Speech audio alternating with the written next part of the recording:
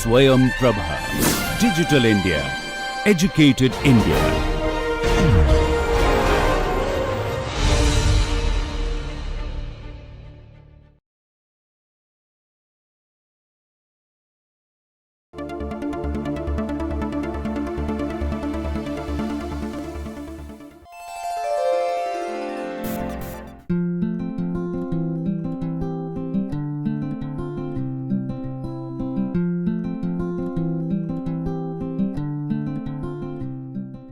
Hello, we now come to lecture 8 in our series of lectures on cultural studies. Well, the topic for today's lecture is Marxism. We look at Marxism as a theory that could explain our cultural practices, our cultural arrangements. You will recall that in the last lecture we were introduced very briefly, of course, to theory, and we learned that theory may be defined as an intellectual activity which enables us to interpret, generalize and critique things. Okay? The first theory that we took up was structuralism, which we understood as a science of humankind, and we learned that the basic approach in structuralism is to discover or uncover certain basic structures, okay, be it in language or in culture.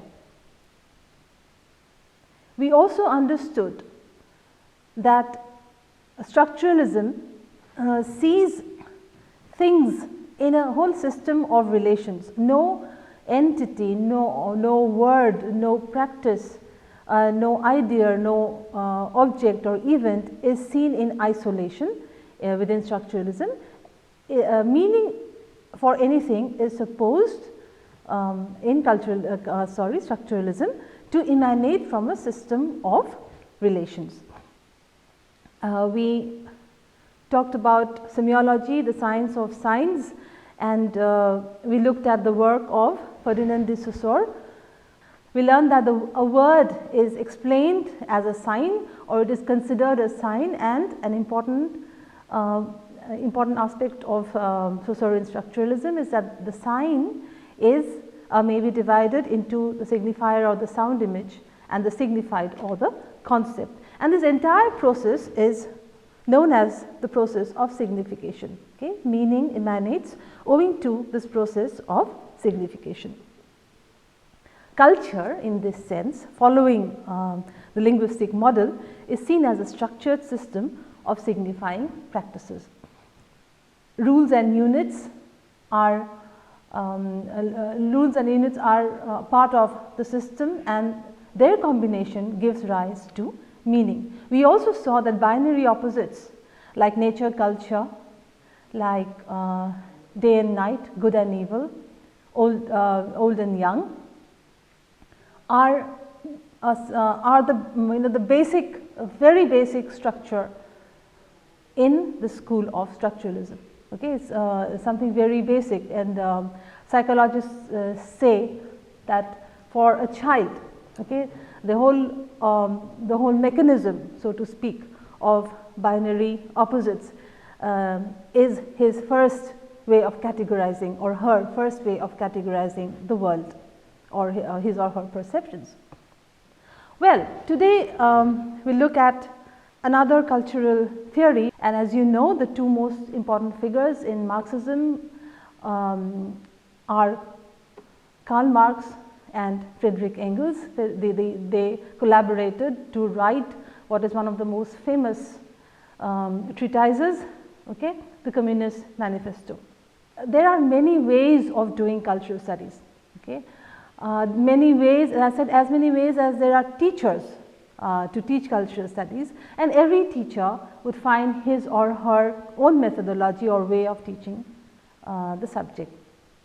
I mentioned that our basic question in this entire course would be this: a very simple question. This is, why do we live the kind of lives that we live? All of us live certain kind. What is it to live a certain kind of life? A certain kind of life would have certain habits which come from certain beliefs and values that we hold to be either good or bad, or things that are desirable to be followed or not to be followed, right? And we do live a certain kind of life and not others. So, our basic question throughout this course would be this, and we are trying to find out why we live lives in a certain kind of way. As if we believe in God, then why do we do so? If we do not believe in God, for instance, why do we do so? Okay? Well, here Marxism is a cultural theory which seeks to give a historical and materialist explanation for the kind of lives that we live. Okay? It is one way of explaining and telling us why we live, that is, which is our question here, why we live the kind of lives that we live. Now, what are the questions that are addressed by Karl Marx and Friedrich Engels? For instance, one could be this: what gives rise to the clash of conflicting ideas and strivings? Why do people have different ideas? Why don't we have a commonality of ideas? Okay? Why, and ideas and strivings, why do we strive for different things? Okay? So, what gives rise to these clashes in between or among our ideas and strivings? This is one legitimate question addressed by Marxism. Second question, and I take this from the Great Soviet Encyclopedia. What is the sum total of these clashes in the mass of human societies? Third, what are the objective conditions of production of material life that form the basis of all of man's historical activity? That is, under what conditions, okay, is our material life produced? And these conditions are not subjective conditions, these are objective conditions. They are clear cut, observable, okay, conditions under which we work. For instance, all of us do labor, no matter at what stage in the whole hierarchy of any institution or system. The point is, all of us labor, all of us do work. So, by doing our work, we produce, okay, we produce or reproduce our material life. Okay? The work that we do enables us to live a certain kind of life at any certain level. Okay? So, what are the conditions? You see, this goes absolutely to the root. What are the conditions that form the basis of all of our activity, productive activity, not just today.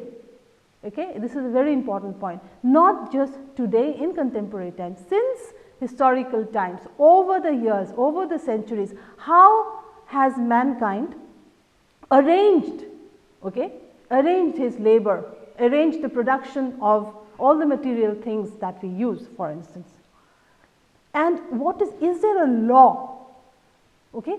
The best part of this, this aspect is that we are close to to the very law of development of these conditions. Okay? I said you have laws in physics, you have laws in chemistry. Okay? So, is it possible? Marxism comes very close, and diehard adherents of Marxism would say that Karl Marx gave us a law of development of these conditions. Now, this is a phenomenal thing. If particularly when you consider that compared to the physical sciences, compared to the hard sciences, as far as human beings, human behavior, etc. are concerned, you may have principles, you may have theories, but a law is very difficult to have a law like corresponding maybe to the law of gravitation and the laws of motion, okay, given to us in physics. Okay, so this is one question: how are societies organized and structured, and how do societies develop and change? So, I have used the word the term historical materialism here. I will talk about it a while later. Basically, Marxism tries to show us the structure, okay, of societies, and 2, how these structures change. Okay. Before we move on, we have to place Karl Marx in the whole historical scheme of things. Okay. When he began to develop his theory of historical materialism, okay, what was the existing scenario then? Okay, or you could say rather, what was the philosophy, the kind of philosophy that was prevalent then? Okay, the philosophy that was prevalent then was idealism. Right? Marx found himself in a situation where people followed a great philosopher named Hegel, right? Named Hegel. Now, idealism says that all our actions are the result of abstract ideas. Okay? This is opposite what Marx would say later on. This is the reverse of what Marx would say. Idealism holds that these ideas are independent of the material world. Okay? They are not related to matter, that ideas exist beforehand, and there is what Hegel calls an absolute spirit that guides the universe, guides our actions, etc. So, ideas are primary and matter is secondary. And this world that we live in, idealism holds, is simply a reflection of this idea or a set of ideas, or a group of ideas. Okay? Our world is a reflection of this idea. So, what does idealism do? Idealism holds that ideas are supreme. Okay? On the other hand, Marx would say no, it is matter, okay? It is our material lives that direct everything, direct our actions, our thoughts, our beliefs, and we shall see how. Marx was a member of a group. He was a young Hegelian, in the sense that he, this is a seeming paradox. Marx would go on to revise Hegel, but he began as a young Hegelian. This was a group of scholars. Okay? They formed a group, or like you form clubs, for instance. They formed a group known as the young Hegelians. Now, which would mean that Marx agreed with what Hegel had to say, but no, like many people who many geniuses, he revised. Okay? He revised the theory of Hegel. Now, Hegel forwarded you could say a mega theory of how things work, right? And this is called the theory of dialectics. Now, I'll just read it and explain it immediately. Dialectics is the science of the general laws of motion and development of nature, human society, and thought. This is you can see the enormity of this, the science of laws of motion and development, particularly of, for our case here, for this course here, human society. How does human society move? How does human society develop? Now, the theory of dialectics, okay, it deals not only with facts, but with facts in their connection. It tries to show the connection between or among facts. That is the processes. Okay? Not only with isolated ideas, but it seeks to give us laws, not only with the particular, but with the general. So, connections and generalizations, these are the two important aspects of dialectics. Okay, now look at this more fleshed out definition. Development that seemingly repeats, now this word is important, seemingly repeats the stages already. This essentially is dialectics. Okay? A development, dialectics, as we know, is a development. It seeks to find the development in motion, accounting for motion and change. So, a development that seemingly repeats the stages already past, but it repeats them differently on a higher basis. This is important. History repeats itself, all right, but it repeats itself how, like, you know, the DNA spiral, for instance. The DNA spiral, you see, is repeating itself, but there are different stages. This is a higher level than this level. This is a higher level than this level. Okay. So, I am reading it again. A development that seemingly repeats the stages already passed, but repeats them differently on a higher basis. A development, so to speak, this is the word, in spirals. Remember, we talked about the DNA spiral. In spirals, not in a straight line. And what is this development characterized by? This development is characterized by leaps, catastrophes, revolution, breaks in continuity. That is, the movement from one structure to another structure, social movement, is in the form of leaps, catastrophes and revolutions. So, things move in dialectics from stage 1, say this is stage 1, right. It moves from stage 1, which he calls a thesis. A thesis here is it is not the thesis that we submit for a degree. A thesis here is a certain stage or a certain condition of being. Okay, so society as is at the moment in, say, stage 1, right. Slowly it moves to its opposite, to its antithesis,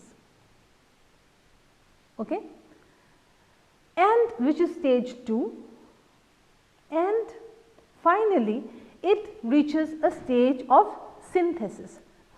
The importance of synthesis is that the thesis leading to the antithesis and the antithesis leading to the thesis, the synthesis is essentially a mixture of the thesis and the antithesis. Okay. One example given, it's the thesis and the antithesis together. So, the synthesis that is the stage after the antithesis is a mixture of the thesis and antithesis, in that elements of both the thesis and the antithesis are to be found in the synthesis, but in a newer form. Okay. The thesis is not repeated completely in the synthesis, nor is the antithesis repeated completely in the synthesis. Okay. Parts of the thesis and the antithesis, okay, give rise to the synthesis, and this is how dialectical movement happens. So, this synthesis that we have here is then what? It is a new thesis, right? Like there was a synthesis before this, this, and which is the new thesis for the next movement, right? So, I am quoting from Hegel here. Hegel said, what experience and history teach is this, that nations and governments have never learned anything from history or acted upon any lessons they might have drawn from it. So, here is Hegel telling us that history will repeat itself. Okay?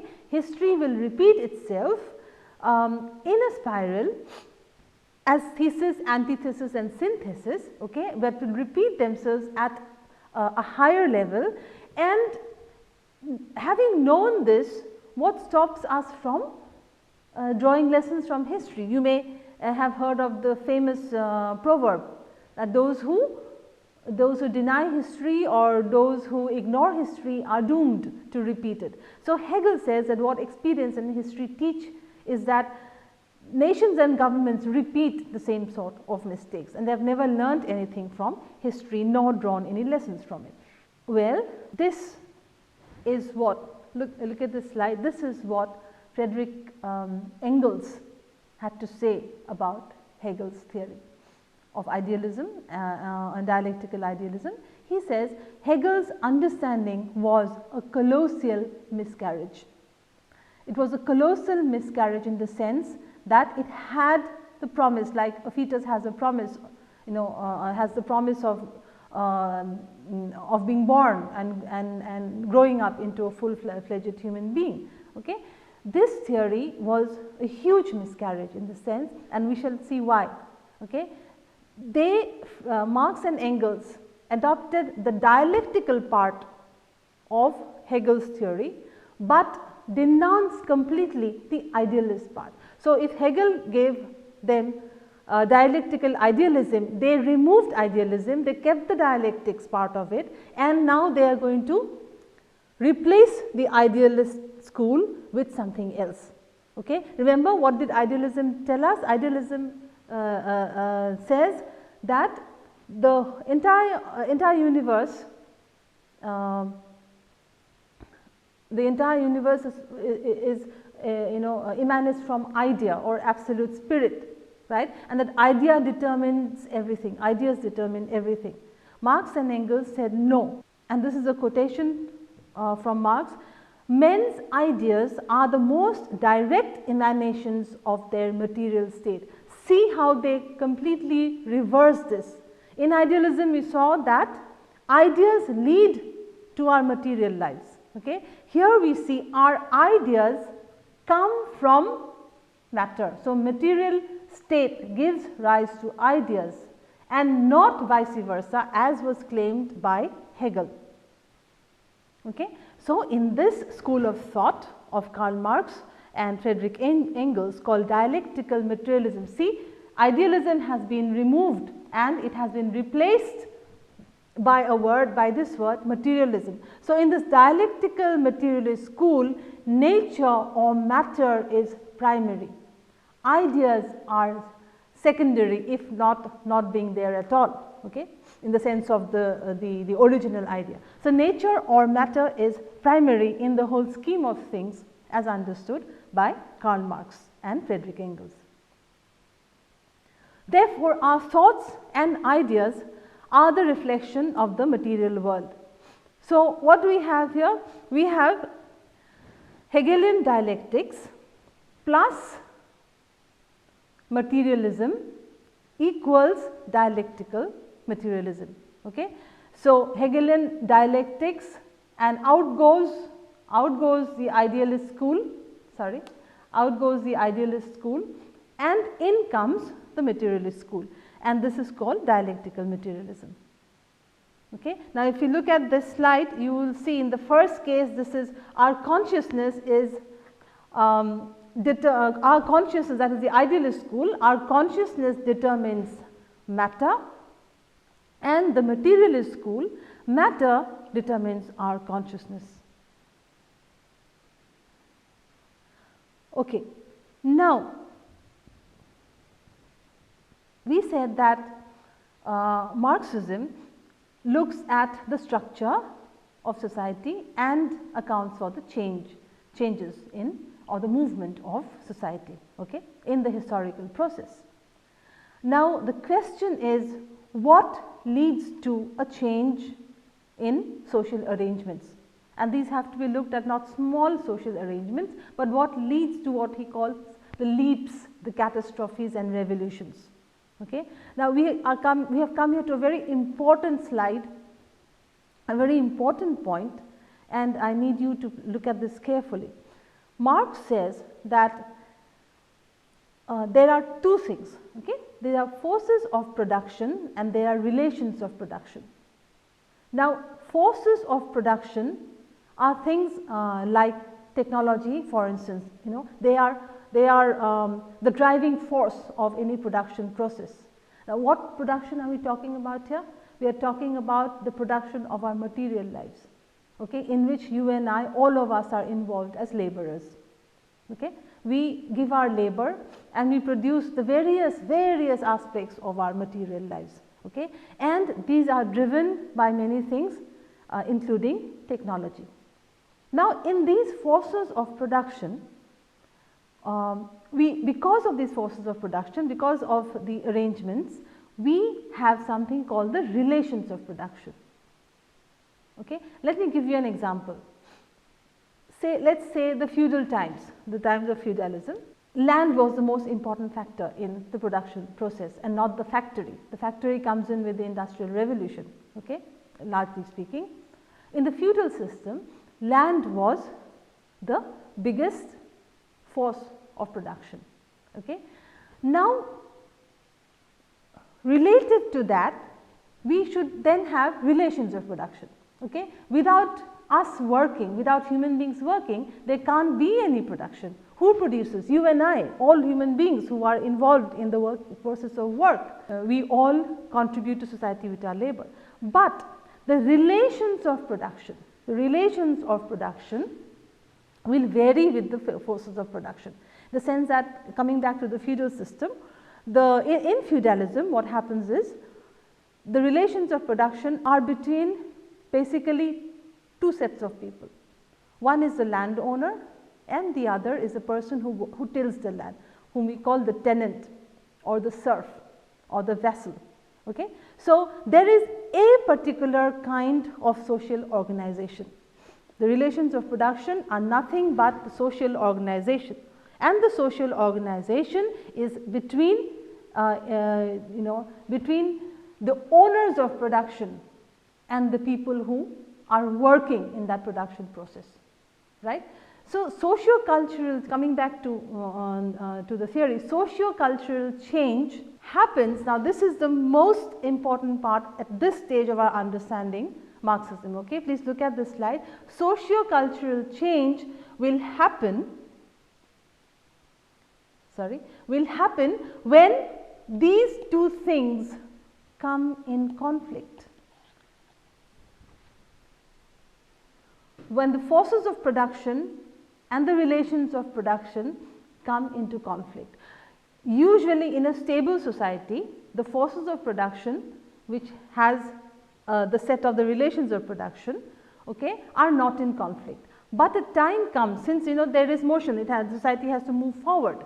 A time comes when the relations of production and the forces of production do not match, and that is when Karl Marx says, that is when a crisis happens, or that is when it is time for a change. Okay. Now, how does this happen? Now, the forces of production are something that are things that are very dynamic. For instance, the forces of production involve innovation, okay, involve new techniques, right. So, the forces of production reach such a stage that the existing relations of production, okay, they do not or they cannot match the forces of production that drive the production process, right. And as Karl Marx says, the relations of production act as fetters. They act as fetters or chains on the forces of production, and that is when the conflict happens. And socio-cultural change, okay, happens whenever this conflict comes about. Now, the forces of production are therefore land, raw materials, tools, machines, knowledge, and also people, that is the labor of people. All these things these are forces that drive any production process. Okay. Now, I will quickly move into what is Marx's concept of man or conception of man. Okay. We need to first understand, any philosopher for that matter will have an understanding of what man is. What is it? What is a human being? There is a definition. He or she has a certain understanding. Okay. Some may say man is simply something made of the earth, or clay, for instance, was a metaphor used at some time. Man, many would say, is a machine. Man, some people, would say man is a divine being made in the image of God, etc. Okay. So, what was Karl Marx's conception of man?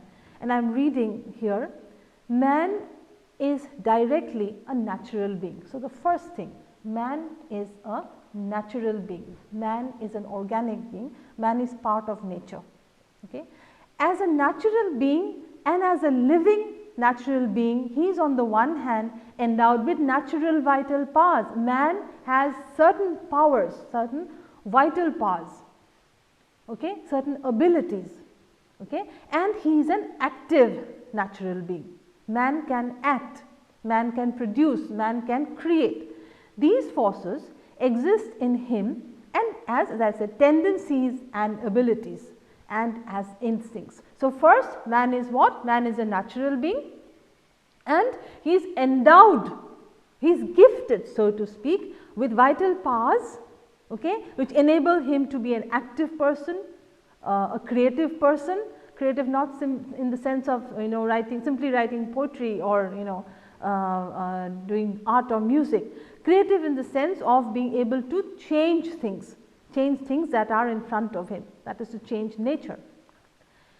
So, these forces exist in him as tendencies and abilities, and they are also his instincts. But Marx says, on the other hand, as a natural, corporeal, sensuous, objective being, he is also number 2. Man is also a suffering being. Okay? So, A, man is a natural being. B, he is a suffering being. He is a suffering, conditioned and limited creature, like animals and plants. Of course, all of us are limited. The very fact that we are born and we can't stop the process of aging, we can't stop the process, we all of us die, okay? We are limited creatures, and in that we are similar to animals and plants. A being which does not have its nature outside itself is not a natural being and plays no part in the system of nature.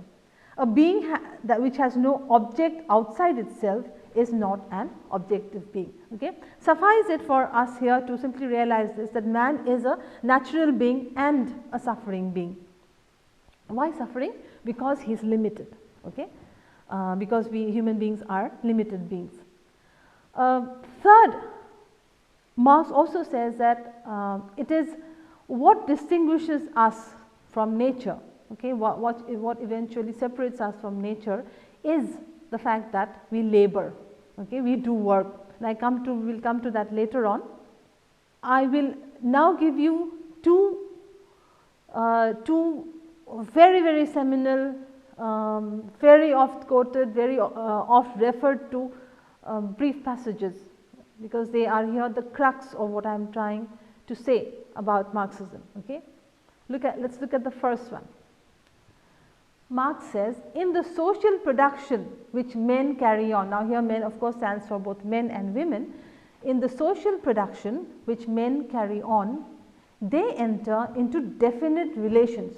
In our social production, in the production of our social lives, we enter into definite relations. Now, these relations are indispensable, we cannot do without them, and independent of their will. Okay? So, in the social production, we will enter into different relations. Okay? For instance, relations of who owns the business in which you are working as an employee, who is your employer, for instance. We enter into definite relations of social production. There are also other kinds of relations here that are indispensable. As if you are social beings, if you live in groups, we have to enter into different kinds of relations. These are indispensable and independent of their will, in the sense that will here could also mean independent of their desires, whether you like it or not. Okay? Whether you like it or you do not like it, you are in the social production process, and you are in a definite relation with the whole system. Now, these relations of production correspond to a definite stage of development of their material powers of production. Okay? Which is the relations of production that you and I, all of us are in, does not come from a vacuum. It is not that it is just there. There are reasons for it being there. Okay? These relations of production will correspond to a certain stage of development of the material powers of production. So, matter here is the cause and not ideas. Okay? Matter is the cause, and it gives rise to, it will determine, so to speak, your relation of production and where you stand in the production process. Next, the sum total of these relations of production constitutes the economic structure of society. Okay? That is, the total of the relations of production that you and I are in, taken in its totality, what it does is that it creates, or rather it is the economic structure of society, and it is the real foundation which they call the base. Okay. The forces of production and the relations of production, okay, and the sum total of these give rise to a certain base, or here we call a certain foundation, on which rise legal and political superstructures, and to which correspond definite forms of social consciousness. Look at this very, very carefully. First, we should have a base from which, where do our ideas come from? Where does our consciousness, social consciousness come from? Where do our categories, cultural patterns come from? Okay. Do they descend from the heavens? No. Marx says that they don't descend from heavens, they don't descend from any ideas, eternal ideas that are there, they come from beneath. So these production processes, the forces and relations of production, they form the economic base on which there will be corresponding legal and political superstructure. So the other word here is the superstructure. Okay. So whoever, this is very important, whoever has power in the base will organize the relations of production according to their convenience. Okay. And the legal and political things that rise, which are the superstructures on the base, okay, will serve the interests of those who control the base. You follow? So, whenever we talk about morality, whenever we talk about rules and regulations of society, when we talk about legal issues, okay, these are, Marx held that these lead to our social consciousness. Okay. Ultimately, it can be boiled down, so to speak, to the economic base. So, what is the most important word here? That economics. Economics determines everything. Okay. And economics to do with what? Economics to do with matter, to the material things and the arrangement of our material lives, the arrangement of our labor, etc. Okay. So, I want you to spend some time on this slide. I want you to read it over and over again, so that you can internalize, okay, it soaks into you and you understand the enormity of the profundity of what he is saying. Now, here is another quotation from Marx, and he says that, well, the world, these social arrangements, etc., these are so stark, right, and the hapless person in this whole system, what does he or she do? How does he or she cope? He says religion is the sigh of the oppressed creature, the heart of a heartless world, and the soul of soulless conditions. Okay?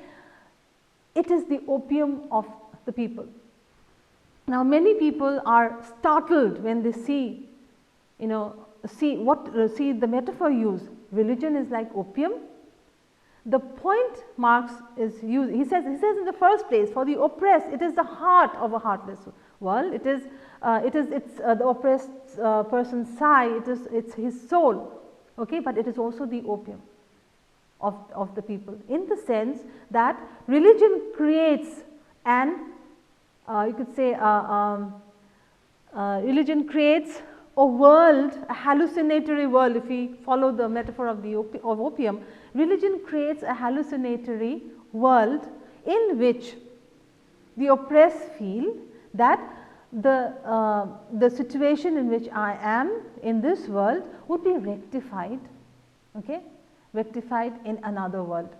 For instance, if the religious person believes in an afterlife, that there is life after death, and that one goes to either hell or heaven, or for that matter one goes on to another form of life, or another, enters the body of another person,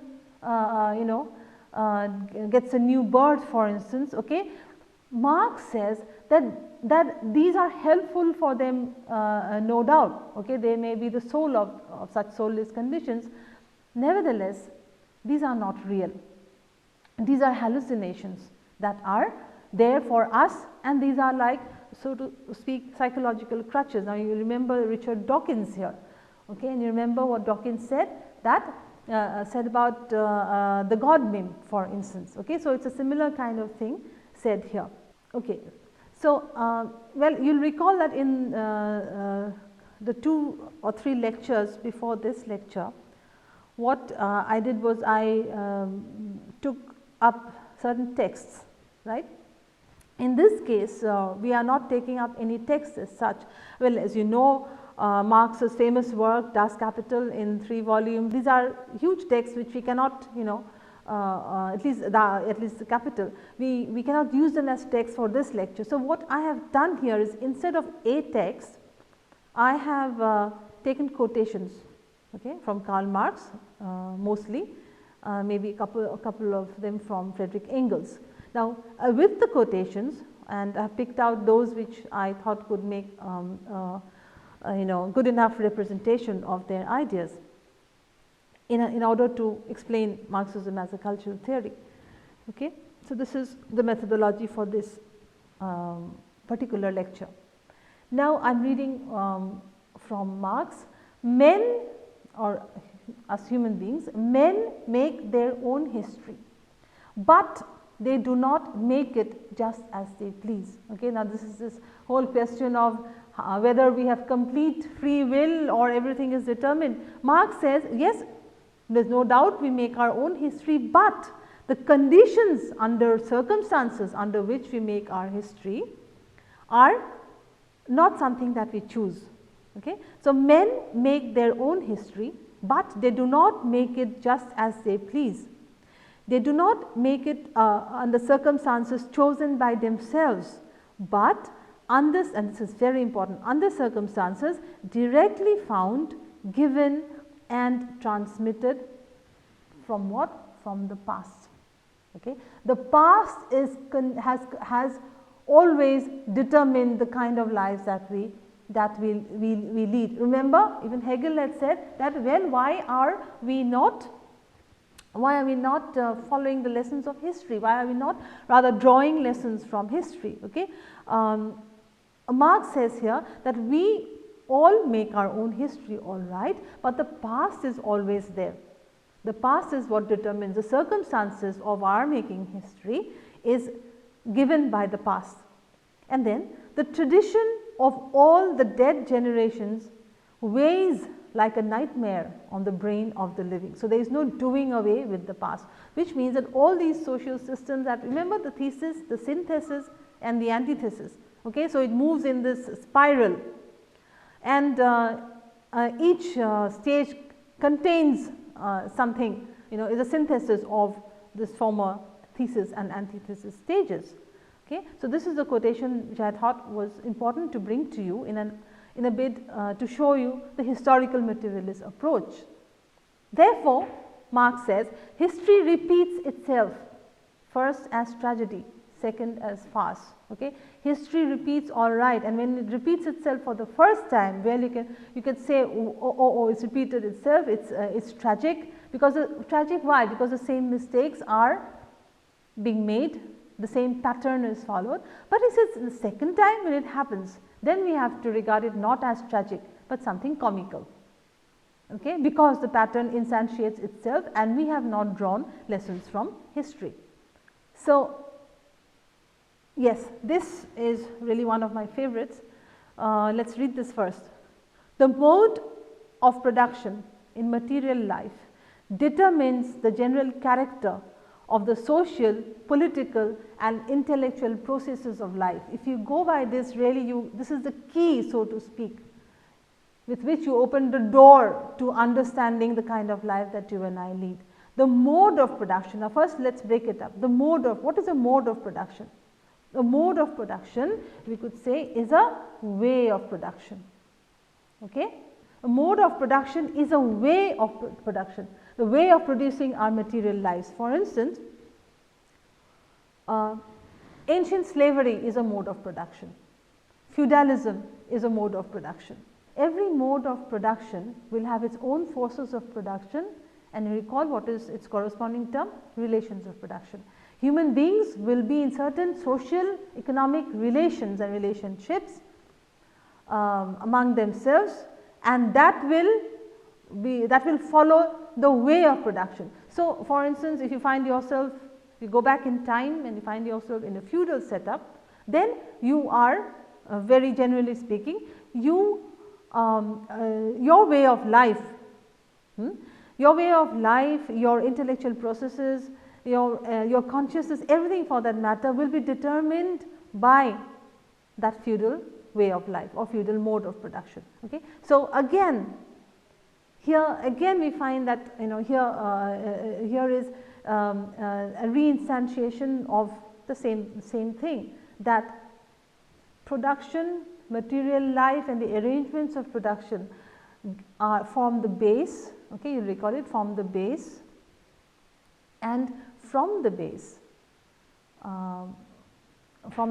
it gives what arises are certain legal and political superstructures, which again give are important for our or for our social consciousness. So, our social consciousness depends on the mode of production. Well, so far we have looked only at part of what I wish to bring to you. The next lecture, which is lecture 9, will be devoted to the other points and issues that I want to raise when we talk about Marxism as a cultural theory. For now, what we need to remember are 3 things. 1, the difference between dialectical idealism and dialectical materialism. 2, Marx's conception of man. Okay. 3, how society changes, that is dialectics, and particularly the forces of production and the relations of production. Well, we move on to the discussion, and well, let us see what the first question is. The first question is, well, if I asked you what is idealism, how would you define idealism? Remember, who was the proponent of idealism? Hegel. Okay? And the answer is, idealism sees history as a history of thought, and it holds that our actions are the result of certain abstract ideas. Hegel even goes on to say there is something called an absolute spirit, okay, which determines our actions. So, the ideas that we have are in no way related to the material world. Why? Because our ideas come from those original ideas. Okay? Ideas are not independent of the material, are independent of the material world as far as idealism is concerned, and the very world that you and I inhabit is nothing but a reflection of this idea, okay, or set of ideas. We are in, and so what would be the conception of man here? The conception of man according to Hegel is nothing but simply man is a reflection of an original idea. Okay, question number 2. What is the difference between the idealist and the materialist approaches to consciousness? The answer is, in the idealist school, okay, it is held that consciousness gives rise to matter, and in the materialist school, in which matter is paramount, matter or our material lives give rise to consciousness. How, according to Marxism, does socio-cultural change take place? According to Marxism, socio-cultural changes take place when 2 things come into conflict. Okay? These 2 things are very seminal to any understanding of Marxist theory. There is no Marxist theory without these 2 ideas of the forces of production and the relations of production. So, what are the forces of production? Land, people, our labor, technology, for instance. All these things are the driving forces of production, and the relations of production are the social relations, okay, that we occupy because of the forces of production. Now, a time comes, because life is dynamic, history is dynamic, okay, we move on in time, we are active agents, we are creative beings, and we innovate, we improvise, okay, there is the growth of knowledge, right. So, obviously at some point of time the forces of production are so strong that, and they evolve so quickly that the relations of they sort of, you know, they sort of outgrow the relations of production. And if you remember, I had said Marx uses the metaphor of fetters or chains. The relations of production, you know, they act as if they chain the forces of production, but the forces of production obviously will try to break free of the relations of production, okay. And this gives rise to a crisis which leads to a major change in our social systems. Next, what according to Marx characterizes social production? And this is the answer from Marx. In the social production which men carry on, they enter into what? Definite relations that are indispensable. You cannot, you have to work. After all, we are A, natural beings, B, we are suffering beings, we are limited, but we are 3, also laboring beings, okay. We try to change nature and our situation, okay, by being active laboring beings. So, in the social production which men carry on, we enter into certain relations which we cannot do without, but which are independent of our will, whether I desire it or not. I occupy a certain state in the relations of production, okay, and they are independent of their will or desire. And these relations of production will correspond to a definite stage of development of the material powers of production. What was our question? What according to Marx characterizes social production?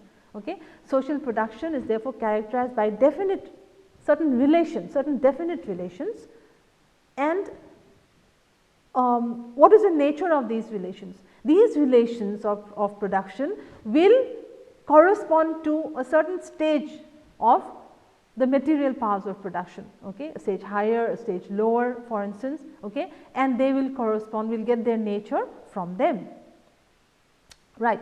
So, I hope I have, this is a very difficult task for me, and as you know, there are so many ways in which you can talk about Marx, about Marxist cultural theory. Today I have done really only a minuscule part. There are so many things to talk about, and I am wondering how to really make them into 2 compact lectures. The next lecture will also be on Marxism, some of the things that I had left out, and I will also be talking about communism, in the sense that what Marx sought. Marx believed, and I would like to end today's lecture with this. Marx says that so far philosophers and thinkers and intellectuals, what have they been doing?